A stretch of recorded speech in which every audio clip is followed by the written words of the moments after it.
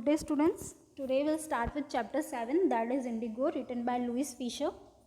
About the lesson, Louis Fisher 1896 to 1970 was born in Philadelphia on 29th February 1896. So here he had given us his birth date as well as the place where he was born. So where Louis Fisher was born, he was born in the place called Philadelphia on the day of 29th February 1896. He studied at Philadelphia School of Pedagogy from 1914 to 16. Now he had completed his studies from the very own place where he lived. The school name was Philadelphia School of Pedagogy and he studied there from 1914 to 1960. And afterwards became a teacher. And after completing his study, he became a teacher. His profession was of a teacher.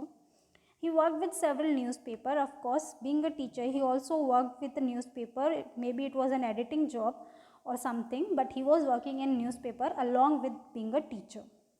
Louis Fisher most famous works include his life of Mahatma Gandhi. Now they are talking about the famous work. What was his famous work? It includes life of Mahatma Gandhi. One of his major book is Life of Mahatma Gandhi, which was written in 1950.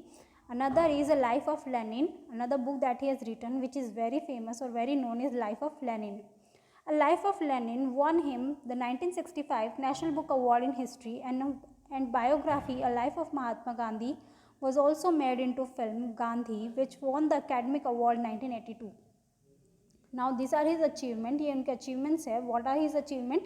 His book, A Life of Lenin, won him 1965 National Book Award. His Life of Lenin was very known book and which helped him to receive National Book Award, which he got in year 1965. A Life of Mahatma Gandhi was also made into film, and his other book, that is Life of Mahatma Gandhi, was made into film or turned into a film, which has won the Academic Award 1982, which had helped him to win Academy Award, that was in the year 1982. Now let's see what the chapter is about. Indigo.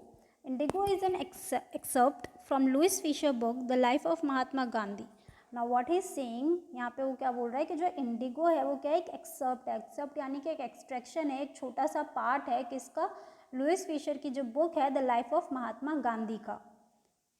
In Indigo, the author described how Gandhi played a vital role in fighting the cause of sharecropper of Champaran in Bihar during the British rule. जो Indigo है इस chapter में क्या बताया, गांधी ने किस तरह एक बहुत इंपॉर्टेंट रोल खेला है किसमें, in the fight that cause the sharecropper of Champaran, यानी कि चंपरन कहाँ पर है, बिहार में. जो चंपरन जगह के शेयर क्रॉपर्स थे, वहाँ के जो फार्मर्स थे, उनके लिए उन्होंने किस तरह से फाइट करी है. The poor peasants were exploited by the cunning land owners. वहाँ के जो पुअर गरीब किसान थे, वहाँ पे जो लैंड ओनर्स थे यानी कि ज़मीन के जो मालिक थे, वो किस तरह से उन किसानों को शोषित करते थे, किस तरह वो उनको एक्सप्लॉइट करते थे, उनका मिसयूज़ करते थे, उनको एंस्लेव्ड करते थे, और वो कितने चालाकी तरीके से उनके साथ ये सब करते थे. The lesson exposes how the British landlord made the poor and illiterate peasants sign agreement to perpetrate their exploitation. अब यहाँ पे क्या बताया, यहाँ पे जो चैप्टर है उसमें ये बताया है कि जो ब्रिटिश लैंडलॉर्ड्स थे वो किस तरह से पुअर और इलिटरेट पीजेंट का, यानी कि जो पीजेंट थे वो पुअर और इलिटरेट थे, इस चीज़ का फ़ायदा उठाते हुए वो उनसे क्या साइन करा रहे थे, एक एग्रीमेंट साइन करा रहे थे, जिससे वो क्या कर सके, उनको और भी ज़्यादा एक्सप्लॉइट, उनका और भी ज़्यादा शोषण, उनका और भी ज़्यादा मिसयूज़ कर सकें. Indigo became the symbol of exploitation and extortion, and Mahatma Gandhi the champion of struggle against the extortion and exploitation. जो इंडिगो है वो क्या बन गया, Indigo becomes the symbol. Indigo एक सिंबल बन गया, एक निशानी बन गया किसकी, एक्सप्लॉइटेशन एंड एक्सटोर्टेशन की. कि किस चीज़ की निशानी बन गया, कि लोगों को क्या किया जा रहा है, शोषित किया जा रहा है, लोगों से चीज़ छीनी जा रही है. And Mahatma Gandhi the champion of the struggle against the extortion and exploitation. और महात्मा गांधी किसका सिंबल बन गए, महात्मा गांधी उस स्ट्रगल का, उस मेहनत का सिंबल बन गए जो किसके खिलाफ लड़ी गई, जो एक्सटोर्टेशन एंड एक्सप्लोरेटेशन, यानी कि जो उनके खिलाफ जो शोषण हो रहा था उसके खिलाफ लड़ी जा रही थी. The lesson also show how Gandhi was able to unite the peasant. The lesson is all about how Gandhi was able to collect all peasant together and how they were able to fight together. ये जो lesson है वो इसी बारे में है कि गांधी किस तरह से जितने भी peasant थे उनको क्या कर पाए, एक साथ ले पाए, यूनाइट कर पाए, उनको एक साथ इकट्ठा कर पाए. लिबरेट देम, लिबरेट यानी कि उनको फ्री कर पाए, किससे, from the fear of British rule of repression and create in them the feeling of self reliance.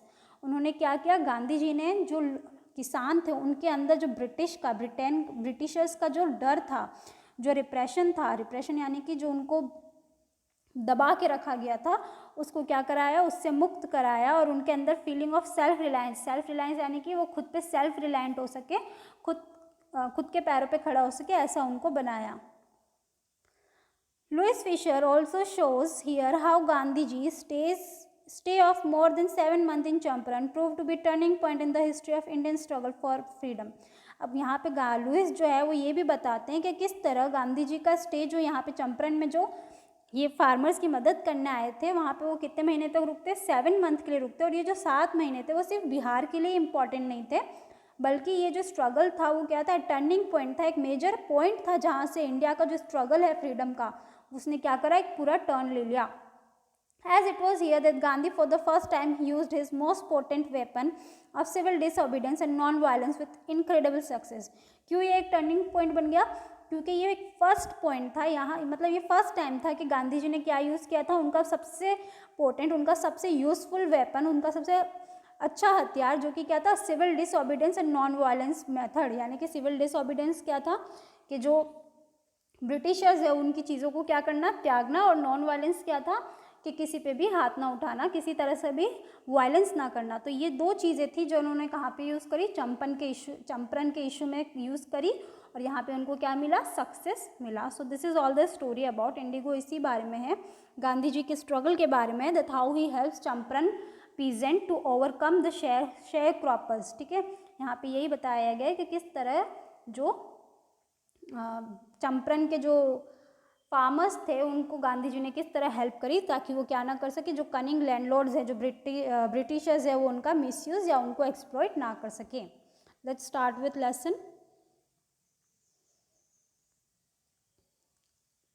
When I first visited Gandhi in 1942 at his ashram in Sevagram in central India, he said, I will tell you how it happened. I decided to urge the departure of British.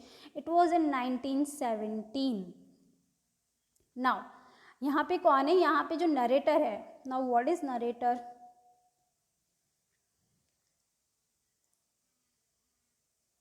Narrator is the one who tells the story. ठीक है, narrator कौन होता है, narrator जो होता है जो story हमको सुना रहा होता है. तो यहाँ पे जो नरेटर है वो कौन है, यहाँ पे जो हमारे नरेटर हैं वो खुद हमारे राइटर ही हैं, खुद लुइस फिशर ही हैं. तो यहाँ पे लुइस फिशर अपना इंसिडेंट्स बता रहे हैं कि क्या है कि when I first visited Gandhi, कि जब मैंने फर्स्ट टाइम गांधी जी को देखा था, मतलब मैं जब फर्स्ट टाइम गांधी जी को विजिट करा था, उनसे फर्स्ट टाइम मिला था, तो वो मैं कब मिला था, इन 1942. उनसे मैं 1942 में मिला था एट हिज आश्रम इन सेवाग्राम. कहाँ पे मिला था, उनके आश्रम में मिला था जो कहाँ पर है, सेवाग्राम में है, इन सेंट्रल इंडिया, जो कहाँ पर है, सेंट्रल इंडिया में सिचुएटेड है. He said, I will tell you how it happened that I decided to urge the departure of British. वो बोलते हैं कि किस तरह जब मैं उनसे मिला तो गांधी जी ने मुझे बोला, क्या बोला कि I will tell you, मैं तुम्हें बताता हूँ, how it happened, कि कैसे हुआ, that I decided, कि मैंने ये डिसाइड किया, क्या डिसाइड किया, to urge the departure of British, कि मैं क्या करूँ, ब्रिटिशर्स को हमारे यहाँ से डिपार्ट करूँ, यहाँ से निकालूँ.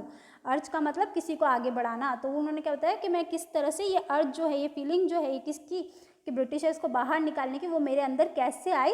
And it was in 1917. कैसे आई, मेरे में ये फीलिंग फर्स्ट टाइम 1917 के अंदर आई. He had gone to December 1916 annual convention of Indian National Congress Party in Lucknow. क्या हुआ था, दिसंबर 1916 में वो कहाँ पे गए थे, annual convention of Indian national Congress party इन लखनऊ. लखनऊ के अंदर इंडियन नेशनल कांग्रेस पार्टी का क्या था, एनुअल कन्वेंशन था. एनुअल मीटिंग की तरह मान लो, वो एनुअल मीटिंग जो हो रही थी वो लखनऊ में हो रही थी, और उसको अटेंड करने के लिए गांधी जी गए थे. There were 2301 delegates and many visitors. वहाँ पे कम से कम 2300 से भी ज़्यादा डेलीगेट्स थे, और उसके अलावा बहुत सारे विजिटर थे. During the proceeding Gandhi recounted, कि ड्यूरिंग द प्रोसीडिंग यानी कि जब वो मीटिंग चल रही थी तो गांधी रिकाउंटेड करते हैं, वापस रिकाउंटेड मतलब रिमेंबर करते हैं, वापस से उस चीज़ को बताते हैं. A peasant came up to me looking like any other peasant in India.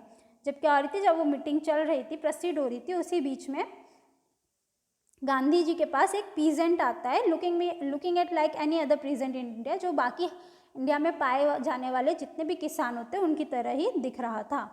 Poor and emaciated and said, I am Rajkumar Shukla, I am from Champaran and I want you to come to my district. Gandhi has never heard of the place. It was in the foothills of the towering Himalaya near the kingdom of Nepal. अब क्या होता है, उनके पास कौन आता है, उनके पास एक पीजेंट आता है. पीजेंट यानी कि एक फार्मर आता है, ठीक है. PEASANT का मतलब क्या होता है, farmer.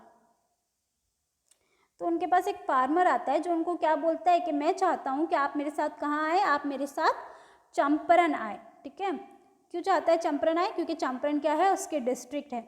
Now Gandhi ji had never heard of the place. Gandhi ji ने क्या नहीं कहा था, आज से पहले उस प्लेस के बारे में कभी भी नहीं सुना था.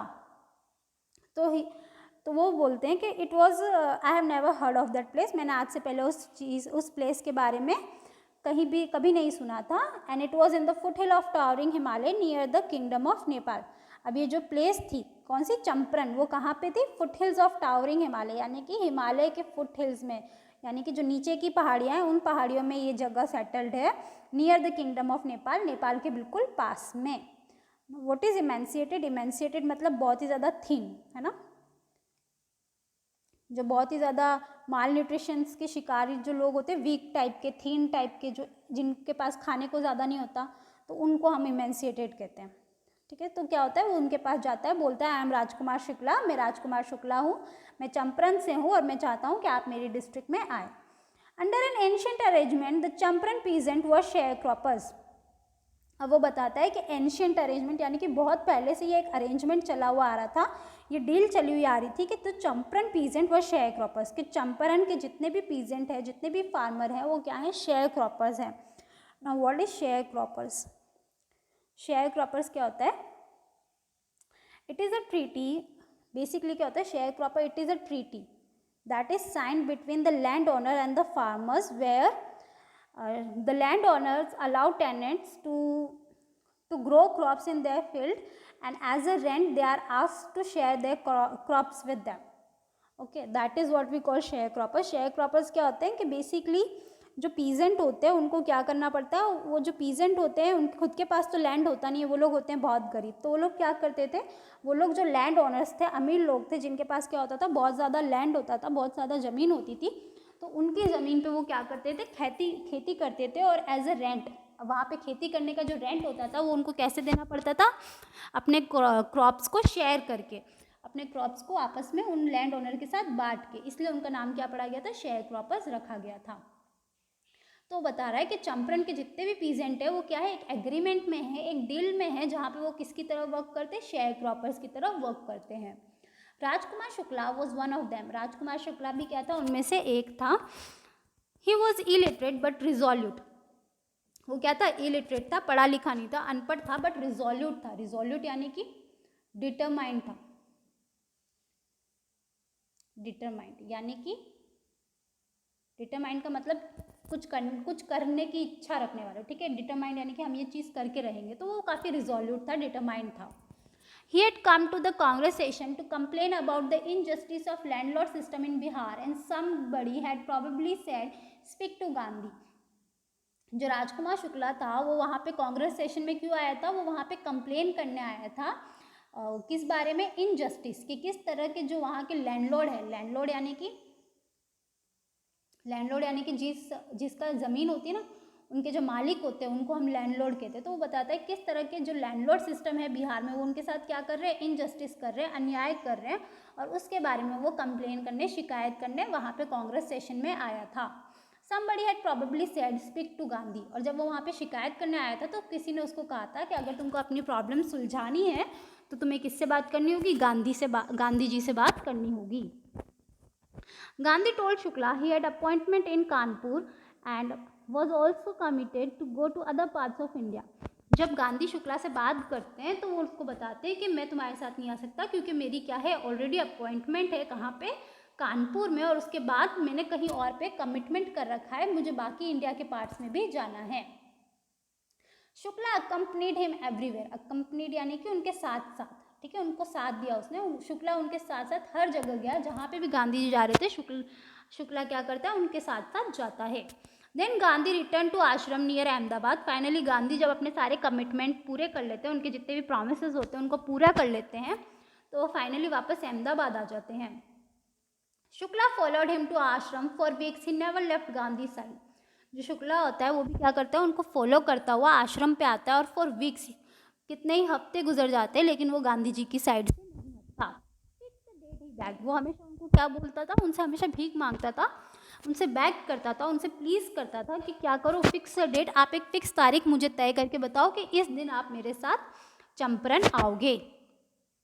Impressed by sharecropper tenacity and story, Gandhi said, I have to be in Calcutta on such a date. Come and meet me and take me from there.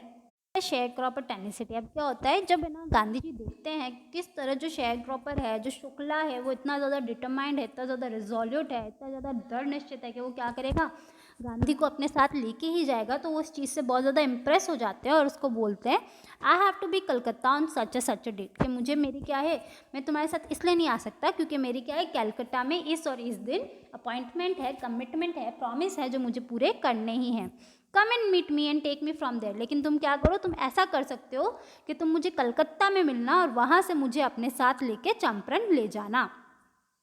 Month past, अब क्या होता है, जो डेट उन्होंने बताई थी कि कलकत्ता पे मुझे क्या करना है, इस तारीख को मिलना है, तो वो जो डेट थी उसमें क्या हो जाते हैं, महीने गुजर जाते हैं। तो महीने गुजर जाते हैं। Shukla was sitting on his haunches at the appointment spot in Calcutta when Gandhi arrive. और जब महीने गुजरने के बाद जब गांधी कहाँ आते हैं, कलकत्ता आते हैं, तो वो क्या देखते हैं कि जो शुक्ला है वो ऑलरेडी वहाँ पे पहुँच चुका है, and he was sitting on his haunches, और वो अपने एड़ियों के सहारे वहाँ पे बैठा हुआ था जहाँ पे उसको गांधी जी से मिलना था। He waited till Gandhi was free, वो गांधी जी का इंतजार करता है जब तक गांधी जी फ्री नहीं हो जाते। Then the two of them boarded a train for the city of Patna in Bihar, और फिर वो दोनों साथ में वहाँ से पटना के लिए ट्रेन पकड़ते हैं जो कि बिहार में होता है। There Shukla led him to the house of lawyer name Rajendra Prasad, who later become the president of Congress party of India. अब क्या होता है, जब वो पटना में उतरते हैं तो वहाँ से शुक्ला उनको किसके घर ले जाता है, वहाँ से शुक्ला उनको एक वकील, लॉयर यानी कि वकील के यहाँ ले जाता है जिसका नाम होता है Rajendra Prasad, who later became president of Congress party, जो क्या होता है, जो है ना बाद में कांग्रेस पार्टी के प्रेसिडेंट बनते हैं, as well as of India, इसके साथ साथ वो इंडिया के भी प्रेसिडेंट बनते हैं। Rajendra Prasad was out of town, लेकिन जब वो राजेंद्र प्रसाद के यहाँ जाते हैं, राजेंद्र प्रसाद क्या होते हैं, आउट ऑफ टाउन होते हैं, बाहर गए होते हैं। But the servant knew Shukla as a poor yeoman who pestered their master to help the indigo sharecroppers. लेकिन जो वहाँ पे सर्वेंट्स होते हैं, सर्वेंट्स यानी कि जो वहाँ पे नौकर होती है, मेड्स जो होते हैं, वो क्या होते हैं, उनको बहुत अच्छे से पता होता है कि शुक्ला कौन है, वो उसको जानते थे कि वो क्या है, एक ह्यूमन, एक पुअर पीजेंट है, एक फार्मर है, हु पेस्चर्ड यानी कि बार बार परेशान करना, अनॉय करना, जो बार बार उनके मास्टर को परेशान करता है ताकि वो क्या कर सके, इंडिगो शेयर क्रॉपर्स की, इंडिगो फार्मर्स की हेल्प कर सके। व्हाट इज इंडिगो, इंडिगो क्या है, इंडिगो एक क्रॉप है, ठीक है, फसल है जो कहाँ उगाई जाती है, जो चंपारण बिहार में उगाई जा रही थी, इसलिए उनको क्या कहा जाता है, इंडिगो शेयर क्रॉपर कहा जाता है। So they let him stay on the ground with his companion. अब क्या होता है, बिकॉज उनको शुक्ला पहचान में आ जाता है, इसलिए वो क्या करते हैं, उसको उसके मालिक यानी कि राजेंद्र प्रसाद के घर के बाहर जो आंगन होता है वहाँ पे उसको बैठने देते हैं। With his companion, along with his companion, यानी कि उनको लगता है कि गांधी जी क्या है, उनके साथी हैं, उसके साथ साथ एक और दूसरा पीजेंट है, मतलब दूसरा फार्मर है, और उनको क्या करते हैं, गांधी जी को भी वो वहाँ बाहर बिठा के रखते हैं। But Gandhi was not permitted to draw water from the well, lest some drop from his bucket pollute the entire source, how did they know he was not an untouchable. अब क्या होता है, उनको लगता है कि गांधी जी भी क्या है, एक किसान है, फार्मर है, तो वो क्या करते हैं, उनको उसके साथ, शुक्ला के साथ बाहर ही बैठाते हैं। और फिर जब गांधी जी उनसे बोलते हैं, क्या मांगते हैं, उनसे परमिशन मांगते हैं कि क्या वो कुएं में से पानी निकाल सकते हैं, तो उनको वो परमिटेड यानी कि वो परमिशन नहीं मिलती, इजाज़त नहीं मिलती। क्यों, इसलिए नहीं मिलती कि गलती से भी अगर उनके हाथ से कोई पानी, जो बाल्टी से वो पानी निकाल रहे हैं, अगर गलती से भी वो पानी वापस से कुएं में गिर गया तो पूरा कुआं क्या हो जाएगा, अशुद्ध हो जाएगा। इस वजह से वो गांधी जी को पानी नहीं निकालने देते। तो गांधी जी अपने मन में सोचते हैं, how did they know that he was not an untouchable. कि इन लोगों को कैसे पता कि वो अनटचेबल है या नहीं है, कि यानी कि इंसान कैसे पता लगाता है कि सामने वाला नीची जात का है या नहीं है। Gandhiji decided to go first to Muzaffarpur, which was en route to Champaran, to obtain more information about the condition than Shukla was capable of imparting. अब क्या होता है, गांधी जी होते हैं वो क्या डिसाइड करते हैं, वो डिसाइड करते हैं कि सबसे पहले वो कहाँ जाएंगे, सबसे पहले वो मुजफ्फरपुर जाएंगे, which was an en route to Champaran, जो क्या था, चंपारण के रास्ते में आता था। एन रूट यानी कि ऑन द वे। तो उन्होंने डिसाइड किया कि जो मुजफ्फरपुर है, जो कहाँ है, चंपारण के रास्ते में है, ऑन द वे है, तो वो सबसे पहले वहाँ पे रुकेंगे। क्यों रुकेंगे? टू ऑब्टेन मोर इन्फॉर्मेशन और to obtain complete information about the condition that Shukla was capable of imparting. क्यों? ताकि जो इन्फॉर्मेशन शुक्ला नहीं बता सकता था, ऑफकोर्स शुक्ला क्या था, अनपढ़ था, तो उसको लीगल इन्फॉर्मेशन का कोई आइडिया नहीं होगा, या फिर जो नॉलेजेबल इन्फॉर्मेशन है उसको कोई आइडिया नहीं होगा, तो वो जो बाकी की इन्फॉर्मेशन है वो पता लगाने के लिए वो कहाँ पे जाते हैं, मुजफ्फरपुर जाते हैं। He accordingly sent a telegram to Professor J.B. Kripalani. अब क्या होता है, हम कहीं से उठ के तो नहीं जा सकते, तो वो पहले से ही क्या करते हैं, एक टेलीग्राम भेजते हैं। किसको भेजते हैं? Professor J.B. कृपलानी को भेजते हैं, जो कहाँ पे रहते थे, जो मुजफ्फर में रहते थे, और as a professor art college in Muzaffarpur में काम करते थे। Whom he had seen at Tagore Shantiniketan school. अब उनको वो कहाँ पे मिले थे, उनको वो टैगोर शांति निकेतन स्कूल में मिले थे। The train arrive at midnight 15 अप्रैल 1917। अब वो वहाँ पे कब पहुँचते हैं, मुजफ्फरपुर वो 15 अप्रैल 1917 को पहुँचते हैं। Kripalani was waiting at the station with the large body of student. जो कृपलानी होता है वो इनका इंतजार स्टेशन पे कर रहा होता है, और उनके साथ क्या होती है, स्टूडेंट की बहुत बड़ी भीड़ होती है, मतलब वो बहुत सारे स्टूडेंट्स को अपने साथ गांधी जी का वेलकम करने के लिए लेके आते हैं। Gandhi ji stayed there for 2 days in the home of Professor Malkani, a teacher in a government school. अब क्या होता है कि जो कृपलानी गांधी जी वहाँ पे कितने दिन रुकते हैं, गांधी जी वहाँ पे 2 दिन रुकते हैं, और वो कहाँ पे रुकते हैं, प्रोफेसर मलकानी, ठीक है, प्रोफेसर मलकानी जो क्या है, एक टीचर है। कहाँ पे टीचर है? गवर्नमेंट स्कूल में टीचर है। वहाँ पे उनके घर पे जो है गांधी जी 2 दिन तक के लिए रुकते हैं। It was an extraordinary thing in those days, Gandhi commented, for a government professor to harbor a man like me. अब क्या होता है, वो बोलते हैं कि क्या था, कि गांधी जी जो हैं वो बोलते हैं कि बहुत बड़ी बात है। क्या बड़ी बात है? कि जो प्रोफेसर मलकानी हैं, जो क्या थे, एक गवर्नमेंट टीचर थे, उन्होंने क्या करी, गांधी जी को रहने के लिए जगह दी। क्यों?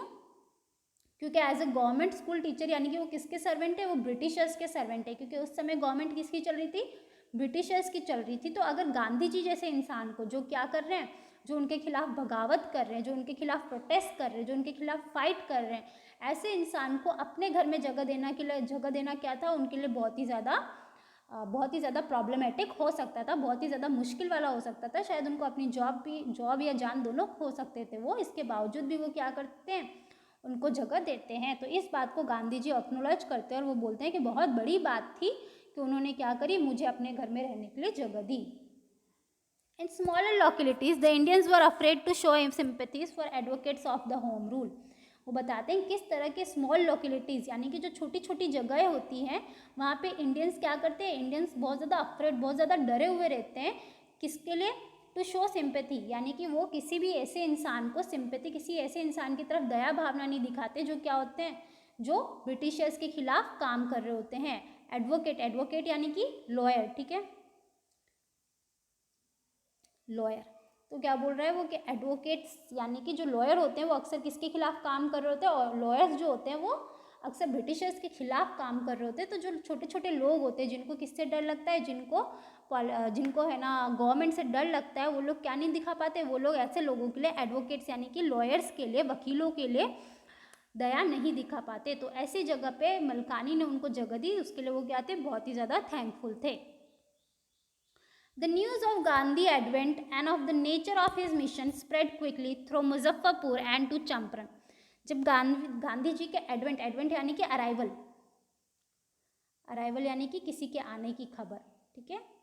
तो जब न्यूज़ ऑफ गांधी एडवेंट, जब न्यूज़ गांधी के अराइवल की, गांधी के आने की खबर क्या होती है, बहुत ही जल्दी मुजफ्फरपुर और साथ ही साथ कहाँ पे फैल जाती है, चंपारण में भी फैल जाती है। And the nature of his mission spread quickly, सिर्फ उनके आने की खबर नहीं फैलती बल्कि वो वहाँ पे क्यों आए हैं, नेचर ऑफ हिज मिशन, यानी कि वो किस मिशन के साथ यहाँ पे आए हैं, उनका क्या कारण है यहाँ पे आने का, वो भी क्या होता है धीरे धीरे फैलने लगता है। मुजफ्फर एंड टू चंपारण, सिर्फ मुजफ्फरपुर में नहीं चंपारण तक भी उनके आने की और उनके मिशन की बात फैल जाती है।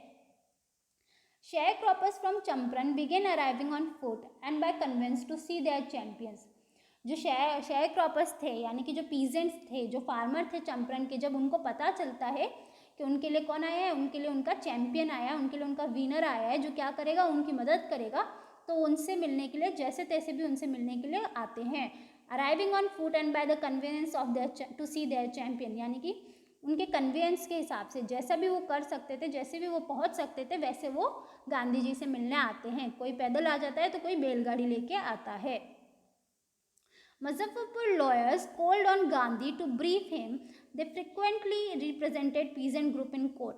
जो मुजफ्फरपुर के जो लॉयर्स थे वो गांधी को बुलाते हैं और उनको ब्रीफ हिम यानी कि जितनी भी चीज़ें हुई हैं आज तक उसके बारे में छोटे से में बताते हैं, इन्फॉर्मेशन देते हैं। दे फ्रिक्वेंटली रिप्रेजेंटेड पीजेंट ग्रुप, क्योंकि वो क्या करते थे, क्योंकि वो फ्रिक्वेंटली जो मुजफ्फरपुर के लॉयर थे वो क्या करते थे, जितने भी पीजेंट्स हैं, जितने भी फार्मर्स हैं, उनको रिप्रेजेंट करते थे। यानी कि अगर उनकी फाइट कहाँ जाती थी, अगर उनकी फाइट कोर्ट में जाती थी तो ये जो लॉयर थे वो क्या करते थे, इन पीजेंट्स के लिए, इन फार्मर्स के लिए लड़ते थे। They told him about their cases and reported the size of their fee. उनको बताते हैं कि उनके क्या क्या केसेस है, कितने कितने लोग उनके पास आए हैं और साथ में वो उनसे कितनी फीस लेते हैं ये भी उन्होंने बताया। Gandhi chided the lawyers for collecting weak pay from the sharecropper. Gandhi जो होते हैं जो क्या करते हैं, शेडेड यानी कि उनको डांटते हैं। किसको डांटते हैं, लॉयर्स को डांटते हैं। क्यों डांटते हैं, for taking such a large number of fee from share croppers, कि वो लोग क्या कर रहे हैं, जो लॉयर्स हैं वो इतने ज़्यादा पैसे ले रहे हैं शेयर क्रॉपर्स की मदद करने में। He said, I have come to the conclusion that we should stop going to low courts. अब उनकी बातें सुन के वो बताते हैं कि किस तरह से उन्होंने कितने सारे केस लड़े हैं, तो उनकी बातें सुन के गांधी जी बोलते हैं कि I have come to conclusion, मैं एक निश्चय पे पहुंचा हूँ, क्या, that we should stop going to law courts, क्या अब हम लो कोर्ट्स में, यानी कि कोर्ट्स जहाँ पे क्या होती है, लॉस की बात होती है, जहाँ पे नियमों कानून की बात होती है, हम उस कोर्ट में जाना बंद कर देंगे। Taking such cases to court does little good, वो बोलते हैं कि कोर्ट में जाने से हमको कोई भी फायदा नहीं होगा। Where the peasant are so crushed and fear stricken, low courts are useless. वो बोलते हैं कि जहाँ पे पीजेंट, जहाँ पे जो फार्मर है वो क्या है, डर से भरे हुए हैं, fear stricken यानी कि डर से भरे हुए हैं, वहाँ पे लो भी उनकी मदद नहीं कर सकता। The real relief for them is to be free from fear. वो बताते हैं कि अगर हमें इन फार्मर्स को, अगर हमें इन किसानों को मुक्त करना है तो हमें किससे मुक्त करना होगा, हमें उनको फियर से, डर से मुक्त करना होगा। लो कोर्ट में जाने से, कोर्ट में जाके उनको उनकी ज़मीन दिलाने से कुछ भी नहीं होगा। जब तक लोगों में डर खत्म नहीं होगा तब तक उनका शोषण होता ही रहेगा, तब तक लोग उनको एक्सप्लॉइट करते ही रहेंगे। And in Champaran district was divided into large state owned by Englishmen and worked by Indian tenant. Now he is telling, यहाँ पे बता रहे हैं ऑथर के most of the arable land, arable means fertile land, उपजाऊ जमीन जो होती है, तो most of the fertile land in Champaran district was divided into large state, यानी कि जितना भी एरिया था, जितनी भी लैंड था, जितनी भी ज़मीन थी जो क्या थी, फर्टाइल थी, जिसके ऊपर अनाज उगाया जा सकता था, वो क्या थी, लार्ज स्टेट यानी कि लार्ज पार्ट में डिवाइडेड थी, विच वर ओन्ड बाय इंग्लिशमैन, जिनके जो मालिक थे वो कौन थे, इंग्लिशमैन थे, ब्रिटिशर्स थे। And work by Indian tenants, अब क्या था कि वो ज़मीन जो थी वो उसके मालिक तो इंग्लिशमैन थे, पर वहाँ पे काम कौन करता था, वहाँ पे काम इंडियन करते थे, किसकी तरह, टेनेंट्स की तरह, किराएदार की तरह वहाँ पे काम करते थे।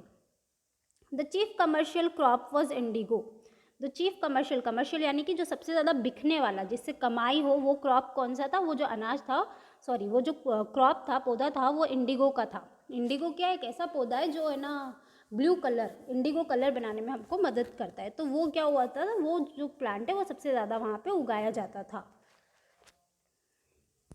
The landlord compelled all tenants to plant 3/20 or 15% of their holding with indigo and surrender the entire indigo harvest as a rent. This was done by long term contract. अब लैंडलॉर्ड्स क्या करते थे, कंपेल्ड करते थे, compelled यानी कि force करते थे, मजबूर करते थे लोगों को, पीजेंट को, कि वो क्या करे, जितना भी एरिया उनको मिला है उस एरिया का 3/20 और 15%, फॉर एग्जाम्पल अगर उनको 100 एकड़ लैंड मिला है तो कम से कम उनको 15 एकड़ लैंड्स पे क्या उगाना है, उनको 15 एकड़ लैंड्स पे इंडिगो ही उगाना है। और ये चीज़ उनको क्या करी जाती थी, फोर्स करी जाती थी, उनको मजबूर किया जाता था कि उनके लैंड्स में से इतना % उनको इंडिगो उगाना ही है, ताकि क्या कर सके, ताकि जो इंग्लिश मैन है वो उस इंडिगो को आगे बेच सकें।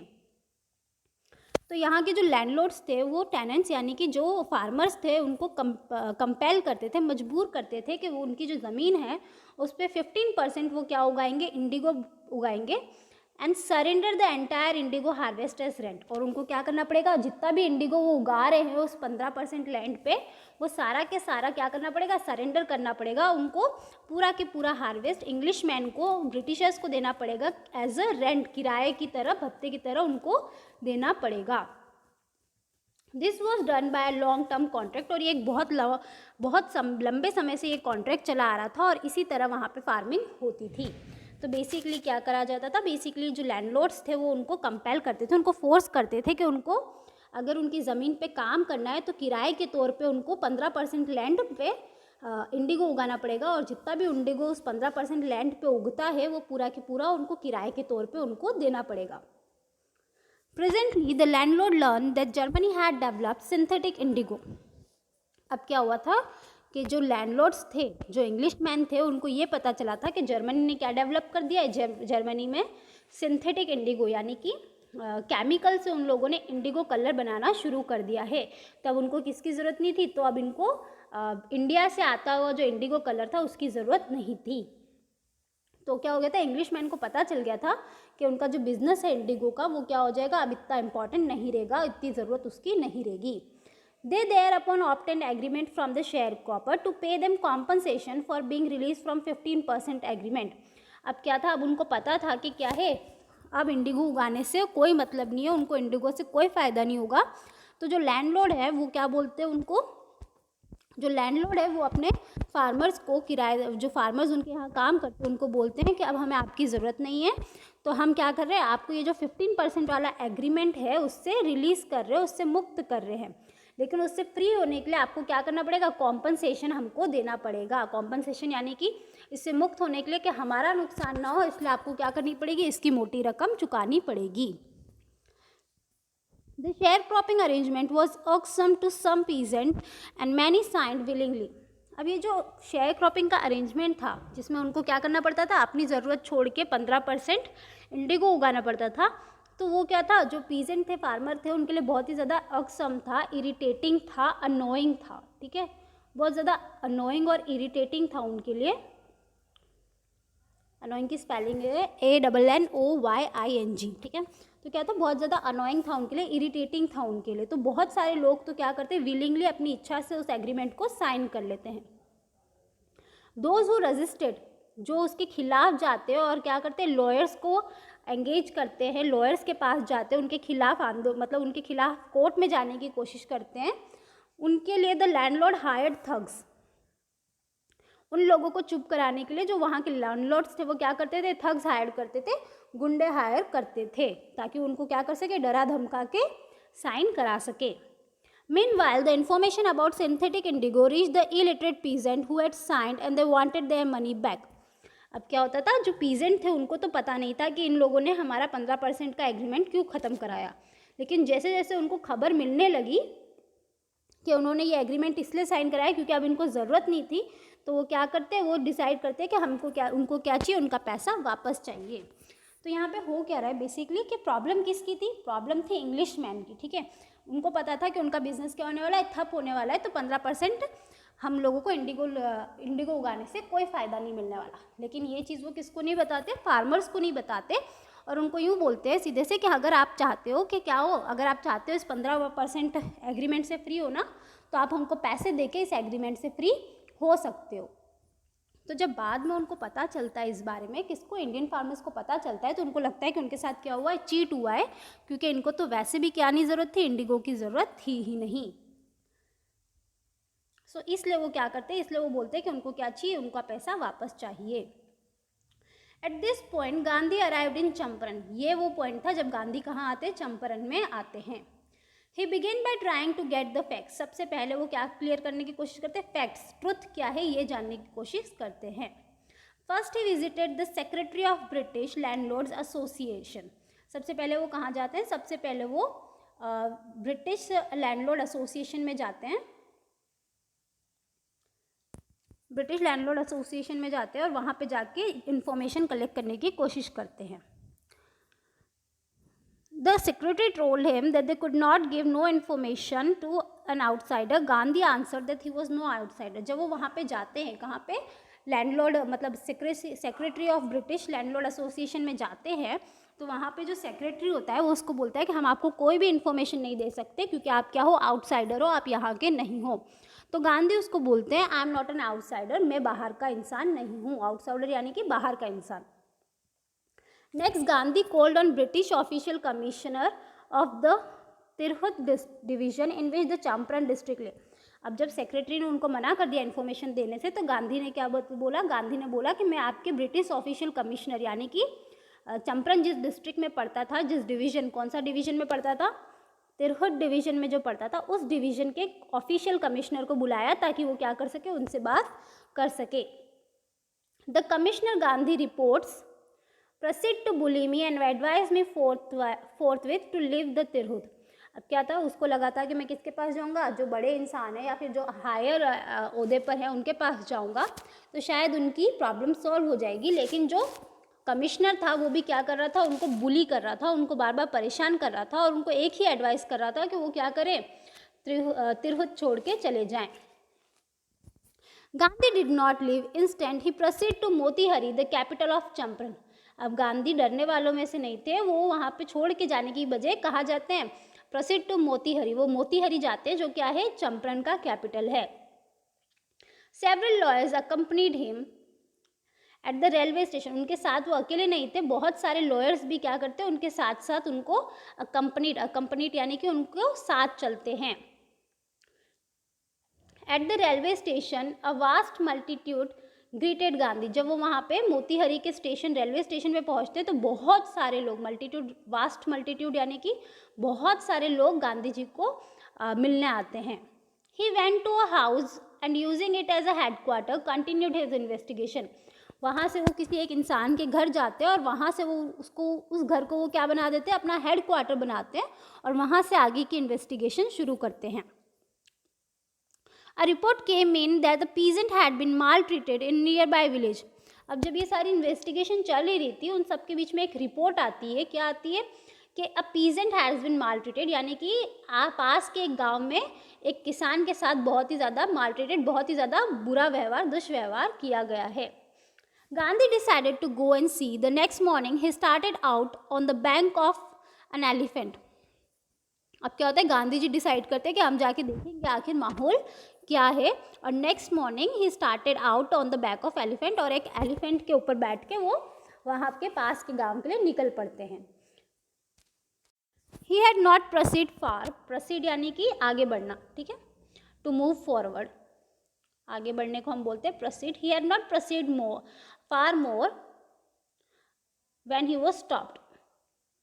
अब क्या होता है? वो थोड़ा ही आगे चले थे, इतने में क्या होता है कि जो पुलिस सुपरिटेंडेंट होता है वो उनको क्या करता है? वहाँ पे रोक लेता है। Sorry, not superintendent, messenger overtook him and ordered him to return in to the town of his carriage. यानी कि वो थोड़ा ही आगे बढ़े थे, इतने में क्या होता है? जो पुलिस सुपरिटेंडेंट का मैसेंजर होता है वो उनको ओवरटुक करता है और उनको ऑर्डर करता है कि अभी के अभी आप वापस अपने टाउन में चले जाएं। गांधी कंप्लाइड, गांधी क्या करते हैं? उनकी बात सुन के वापस चले जाते हैं। The messenger drove Gandhi home where he served him with an official notice to quit Champaran immediately. अब जब मैसेंजर होता है वो गांधी के साथ उनके घर पे जाता है और वहाँ पे वो उनको क्या देता है? एक ऑफिशियल नोटिस देता है। उस ऑफिशियल नोटिस में ये लिखा होता है कि उनको क्या करना पड़ेगा? चंपारण अभी के अभी छोड़ना पड़ेगा, क्विट यानी कि वहाँ से जाना होगा। Gandhi signed a receipt for the notice and wrote on that he would disobey the order. अब गांधी क्या करते हैं? ऑफकोर्स उनके पास क्या आया होता है? ऑफिशियल नोटिस आया होता है, तो उनको उसको साइन करते हैं उस रिसिप्ट पे, लेकिन उसके साथ साथ पीछे ये भी लिखते हैं कि वो क्या करेंगे? इस ऑर्डर को डिसोबे करेंगे, इस ऑर्डर को नहीं मानेंगे। In consequences Gandhi receive summon to appear in the court the next day. अब क्या होता है? जब आप लॉ एंड ऑर्डर को मानने से मना करते हैं तो आपको कहाँ बुलाया जाता है? कोर्ट में बुलाया जाता है। तो इन कॉन्सिक्वेंसेज यानी कि एज ए रिजल्ट, ठीक है। As a result Gandhi ji को भी कहाँ बुलाया जाता है, as a result Gandhi ji को भी कोर्ट में समन यानी कि बुलाना, ठीक है, to ask to call someone. Summon का मतलब क्या होता है, टू कॉल समवन। तो उनको कहाँ बुलाया जाता है, उनको बुलाया जाता है कोर्ट में अपीयर होने के लिए उनको बुलाया जाता है। All night, Gandhi remained awake. He telegraphed Rajendra Prasad to come from Bihar with influential friend. अब गांधी जी पूरी रात जगे होते हैं प्लानिंग एंड प्लॉटिंग करने के लिए, किस तरह से इस समन को हम ओवर पावर कर सकते हैं, किस तरह से हम इस चीज़ को सॉल्व कर सकते हैं। सो ही टेलीग्राफ्ड राजेंद्र प्रसाद।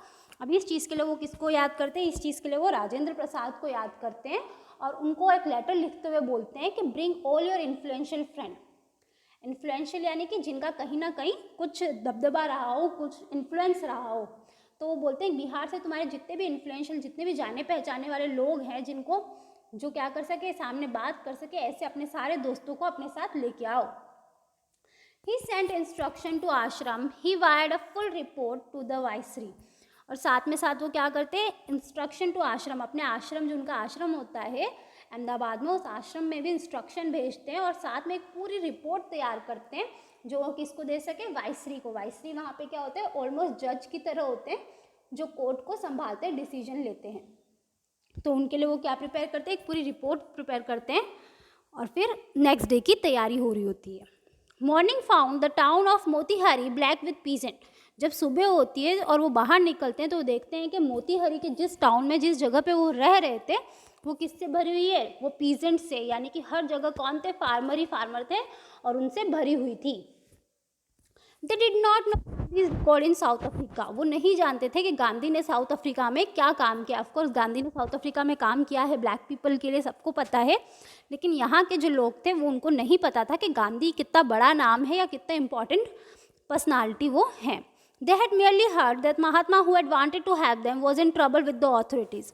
वो उनको सिर्फ इतना पता था, मियरली यानी कि उनको सिर्फ इतना पता था, इतना उनको सुनाई दिया था कि एक महात्मा है, एक महान आदमी है जो क्या करना चाहता है, जो उनकी मदद करना चाहता है, उन फार्मर्स की मदद करना चाहता है। लेकिन बिकॉज वो उन फार्मर की मदद कर रहा है, इस वजह से वो क्या है, ट्रबल में है, मुश्किल में है विद किससे, अथॉरिटीज से। यानी कि जो ब्रिटिशर्स हैं, जिनके पास अथॉरिटी यानी कि जिनके पास पावर है, उन लोगों से वो क्या है, ट्रबल में है, यानी कि वो क्या है, लोगों के साथ ट्रबल में है। Their spontaneous demonstration in thousands around the courthouse was beginning of their liberation from fear of the British। Spontaneous यानी कि क्या होता है, विदाउट थिंकिंग। स्पॉन्टेनियस मतलब होता है बिना सोचे समझे जो आप काम करते हैं, तो वो उसको हम बोलते हैं स्पॉन्टेनियस। यानी कि ये जितने भी पीजेंट वहाँ पे इकट्ठा हुए थे, वो कोई सोच के इकट्ठा नहीं हुए थे या प्लानिंग करके इकट्ठा नहीं हुए थे, वो सब क्या हुए थे, अपनी मर्जी से स्पॉन्टेनियसली वहाँ पे इकट्ठा हो चुके थे। और जब वो वहाँ पे इकट्ठा होते हैं तो वो कहाँ पे होते हैं, पूरे कोर्ट हाउस, यानी कि जो कोर्ट होता है उसके पूरे बाहर हर जगह आपको क्या दिख रहे थे, सिर्फ पीजेंट ही पीजेंट दिख रहे थे। And Gandhi realize that it was beginning of their liberation. और जब वो गांधी उनको देखते हैं, उनका ये डेमोन्स्ट्रेशन देखते हैं कि इतने सारे लोग उनको सपोर्ट करने आए, तो गांधी जी को रियलाइज़ होता है इट इज़ द बिगनिंग। ये क्या है, शुरुआत है किसकी, लिबरेशन, फ्रीडम की शुरुआत है, आज़ादी की शुरुआत है। आज़ादी फ्रॉम फियर ऑफ ब्रिटिश, आज़ादी किससे, ब्रिटिशर्स से जो उनका डर है उससे उनकी क्या है, आज़ादी का पहला कदम है। The official felt powerless without Gandhi cooperation. जो ऑफिशियल्स थे उनको क्या फील हो रहा था, पावरलेस। ऐसा लग रहा था कि उनके पास कोई पावर ही नहीं है, कोई अथॉरिटी नहीं है, कोई वे ही नहीं है जिससे वो क्या कर सके, इतने सारे लोगों को कंट्रोल कर सके। तो किसकी मदद मांगते हैं, तो वो गांधी जी की मदद मांगते हैं कि गांधी जी आप क्या करो, इन लोगों को समझाने में हमारी मदद करो। He help them regulate the crowd. Of course Gandhi ji क्या करते हैं, उनकी मदद करते हैं ताकि क्राउड को, जितने भी लोग हैं, जितनी भीड़ है, उसको वो क्या कर सके, शांत कर सके। He was polite and friendly. Gandhi अपने नेचर में क्या थे, बहुत ही ज़्यादा नम्र और बहुत ही ज़्यादा फ्रेंडली, बहुत ही ज़्यादा अच्छे व्यवहार के थे। He was giving them a concrete proof of their might here दो dreaded and unquestioned could be challenged by Indians। He was giving them concrete proof. कौन, ही यहाँ पे किसके लिए यूज़ हुआ है, गांधी के लिए यूज़ हुआ है। देम यहाँ पे किसके लिए यूज़ हुआ है, ब्रिटिशर्स के लिए यूज़ हुआ है। तो गांधी उनको क्या दे रहा था, एक कॉन्क्रीट यानी कि एक अच्छा भला प्रूफ दे रहा था, सबूत दे रहा था, दैट देयर माइट के हियर दो dreaded and unquestioned could be challenge by Indians. कि उनको जो लगता है कि इनको ब्रिटिशर्स को लगता है कि वो क्या है, सबसे ज़्यादा माइटी हैं, सबसे ज़्यादा बेस्ट हैं, सबसे ज़्यादा पावरफुल हैं, ड्रेडेड है, अनक्वेश्चनड है, यानी कि उनकी जो पोजीशन है यहाँ पे उससे क्या कर रहे हैं लोग, सबसे ज़्यादा ड्रेडेड है, डरते हैं, उनको कोई क्वेश्चन नहीं करता। ये चीज़ें क्या हो सकती है, इंडियंस उनको इन चीज़ों में चैलेंज दे सकते हैं कि इंडियंस अब क्या कर रहे हैं, इंडियंस अब उनके खिलाफ हो रहे हैं। The government was baffled, baffled यानी कि गवर्नमेंट शॉक थी, उनको समझ में नहीं आ रहा था, शुक थी, है ना, बहुत ज़्यादा शुक थी, उनको समझ में नहीं आ रहा था कि आखिर ये हुआ तो हुआ कैसे। वो जो पीजेंट जो अभी तक क्या कर रहे थे, उनके पैरों तले दबे हुए थे, सडनली उनमें इतनी ताकत कहाँ से आई, सडनली उनमें इतना जोश कहाँ से आया। द प्रोसिक्यूटर रिक्वेस्टेड द जज to postpone the trial. Prosecutor कौन होते हैं, प्रोसिक्यूटर वो लॉयर होते हैं जो गवर्नमेंट की तरफ से हायर होते हैं अपना केस लड़ने के लिए, ठीक है। तो जो प्रोसिक्यूटर होता है वो जज से रिक्वेस्ट करता है कि आप क्या करें, ये जो ट्रायल है यानी कि ये जो कोर्ट का केस होने वाला है उसको पोस्टपोन कर दें, आगे की तारीख पे शिफ्ट कर दें। Apparently the authorities wish to consult their superiors, authorities यानी कि जो भी लोग थे वो अपने सुपीरियर से बात करना चाहते थे, कोई भी डिसीजन खुद नहीं लेना चाहते थे, तो अपने ऊपर वाले इंसान से वो बात करना चाहते थे। Gandhi protested against the delay, लेकिन गांधी क्या करते हैं, उसके खिलाफ जाते हैं, प्रोटेस्ट करते हैं कि नहीं हमें तो क्या चाहिए, हमें किसी भी तरह की डिले यानी कि किसी भी तरह की देरी नहीं चाहिए, हम चाहते हैं कि आप हमको डिसीजन आज ही दे दें। He read statement pleading guilty, he was involve, he told the court in a conflict of duties. अब वो क्या बोलता है, वो बोलता है कि मैं क्या हूँ, गिल्टी हूँ। उनको क्यों बुलाया था, उनको इसलिए बुलाया था ना क्योंकि उन्होंने ऑर्डर नहीं माना था, जब उनको बोला था कि वो चंपारण छोड़ के जाएं तो भी वो चंपारण छोड़ के नहीं गए, तो वो बोलते हैं कि मैं क्या हूँ, मैं गिल्टी हूँ, कि मैं गलत हूँ। ही was involve, he told the court in the conflict of duties, वो बोलते हैं कि मैं किस में इन्वॉल्व था, मैं कॉन्फ्लिक्ट में था। कॉन्फ्लिक्ट यानी कि असमंजस की दुविधा में था, किसके बीच में, अपनी ड्यूटीज़ के बीच में। On one hand not to set bad example as a law breaker, एक तरफ तो मेरे सामने क्या था, एक तरफ तो मुझे ये था कि मैं क्या ना करूँ, लॉ ब्रेकर यानी कि वो इंसान ना बनूँ जो क्या नहीं करता, लॉ का, नियम का, कानून का पालन नहीं करता। On the other hand to render the humanitarian and national service, और दूसरी तरफ मेरी तरफ क्या था, दूसरी तरफ मेरे सामने इंसानियत की बात थी, ह्यूमैनिटेरियन यानी कि इंसानियत की बात थी, और साथ में क्या था, नेशन सर्विस। और जो मैं चीज़ कर रहा था इन लोगों के लिए वो क्या थी, मेरे देश के प्रति मेरी सर्विस थी, देश के प्रति मेरा काम था, मेरी ड्यूटी थी। तो उसके वो बोलता है कि मेरे पास क्या थे, दो रास्ते थे, या तो मैं क्या ना करता, या तो मैं नियम नहीं तोड़ता, या तो फिर मैं लोगों की मदद नहीं करता। तो उसने क्या डिसाइड किया, उसने डिसाइड किया कि मैं क्या करूँगा, इंसानियत के नाते देश के प्रति उसका कर्तव्य है, उस कारण से वो लॉ को ब्रेक करने का डिसाइड करता है। Disregard the order to leave, वो बोलते हैं कि मैंने आपके ऑर्डर को डिसरिगार्ड कर दिया, आपके ऑर्डर को नहीं माना छोड़ के जाने के लिए। Not for the want of respect for the lawful authority, इसलिए नहीं क्योंकि मैं किसकी लॉ की, या फिर इसलिए नहीं क्योंकि मैं कानून की इज्जत नहीं करता, बल्कि इसलिए in obedience to higher law of our being the voice of conscience, बल्कि मैंने इसलिए नहीं छोड़ा क्योंकि आपके ऑर्डर से भी ज़्यादा, आपके लॉ से भी ज़्यादा एक बहुत बड़ा लॉ है, वो है लॉ ऑफ कंसाइंस। कंसाइंस यानी कि मेरी अंतरात्मा मुझे इस चीज़ की इजाज़त ही नहीं देती कि मैं क्या करता, मेरे देश के लोगों की मेरे देश के लोगों को मुसीबत में छोड़ के जाने की, ये जो मेरा जो जहन है वो मुझे इस चीज़ की इजाज़त नहीं देता। इसलिए मैंने डिसाइड किया कि मैं लॉ को तोड़ूंगा और मेरे कॉन्साइंस को एकदम क्लियर रखूँगा। He ask the penalty due, वो बोलता है कि मुझे पता है मैंने लॉ तोड़ा है, इसलिए आप मुझे जो भी पेनल्टी देंगे वो मैं, जो भी सज़ा मुझे देंगे वो मुझे मंजूर होगी। The magistrate announce that he would pronounce sentence after 2 hours recess and asked Gandhi to furnish bail for those 120 minutes। अब जो मैजिस्ट्रेट होता है वो उनको बोलते हैं कि हम क्या करेंगे, हम आपको जो भी सेंटेंस है, जो भी पनिशमेंट है वो 2 घंटे बाद देंगे, और गांधी जी को बोलते हैं कि इस 2 घंटे के लिए 120 मिनट्स के लिए आप क्या करो, बेल साइन करो। गांधी रिफ्यूज, द जज रिलीज हिम विदाउट बेल, तो गांधी मना कर देते हैं कि नहीं, मैं कोई 2 घंटे के लिए मुझे बेल की ज़रूरत नहीं है, तो तो जो जज होते हैं वो उनको बिना बेल के ही रिलीज़ कर देते हैं। गवर्नमेंट क्या होता है, हमारे रूल क्या होता है कि अगर आपको गिरफ्तार किया जाता है तो आपको बिना बेल के वहाँ से जाने नहीं दिया जाता है ना। तो यहाँ पे भी गांधी जी को यही बोला होता है कि 2 घंटे बाद हम डिसीजन सुनाएंगे, अगर आपको यहाँ से जाना है तो आप क्या करो, बेल लेके आओ। तो गांधी जो होते हैं वो मना कर देते हैं, नहीं मुझे 2 घंटे में कोई फर्क नहीं पड़ेगा, लेकिन मैं बेल नहीं लेके आऊँगा। तो जज उनको बिना बेल के ही रिलीज कर देते हैं। When the court reconvened, the judge said he would not deliver the judgment for several days. Meanwhile, he allowed Gandhi to remain at liberty. जब 2 घंटे बाद कोर्ट वापस से रिकन्वेंट हुआ, वापस से चालू हुआ, तो जज बोलता है कि मैं अभी जजमेंट पास नहीं कर सकता। तो सेवरल डेज यानी कि जब तक हमारी सुपीरियर से बात नहीं हो जाती, जब तक हमारी आगे बात नहीं हो जाती, तब तक मैं कुछ दिनों तक ये जजमेंट है उसको पास नहीं कर सकता। Meanwhile he allowed Gandhi to remain in liberty, और बिकॉज वो जजमेंट पास नहीं कर सकता और गांधी जी को भी रोक नहीं सकता, इसलिए वो गांधी जी को क्या देता है, लिबर्टी, फ्रीडम देता है कि वो जैसा रहना चाहे रह सकते हैं। राजेंद्र प्रसाद, ब्रिज किशोर बाबू, मौलाना मजहरुल हक and several other prominent lawyer had arrived from Bihar. अब राजेंद्र प्रसाद अपने साथ किस किस को लेके आते हैं, वो अपने साथ ब्रिज किशोर बाबू, मौलाना मजहरुल हक एंड सेवरल, उनके साथ बहुत सारे प्रोमिनेंट यानी कि जाने माने लॉयर्स को लेके आते हैं जो बिहार से आते हैं। दे कन्फर्ड विद गांधी, वो गांधी जी के साथ बात करते, कन्फर्ड यानी कि बातचीत करते, कॉन्फ्रेंस टाइप करते हैं।